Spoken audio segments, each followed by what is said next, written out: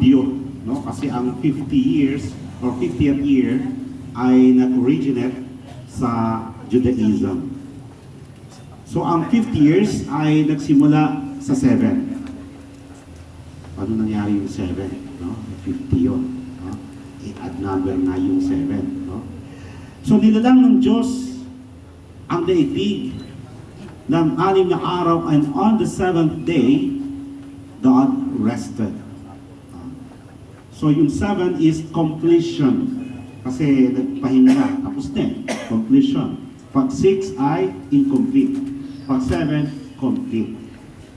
At ito ay pinagdiriwang ng mga Hudyo as Sabbath. Sabado. No? Sabbath day, it's day of rest. No? Kaya ang ika-7th day ay pahinga. Yung tao, working animals, at sila ay sumasamba. Gayun din naman, nagsisidirwang din sila ng ika-7th year. Hindi lang ika-7 araw, kundi ika-7 taon, ay sinaselebrate nila. Every 7 years ay yun ang celebration. At, hindi lang yan.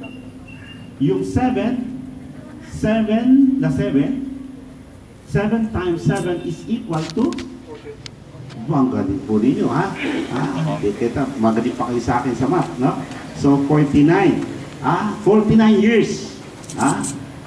And then, yung ika-50th year, kasi yung pito pa. So, yung naging 49, so ika-50th year, ito ang tinatawag nilang Jubilee Year. Taon ng kagalakan. At sa taon ng kagalakan, walang magtatrabaho. Paano sila kakain? Hindi sila kakaani, no? Yung ani ng ika-49th year, yun ang kanilang kakainin for the whole year at hindi sila magtatrabaho.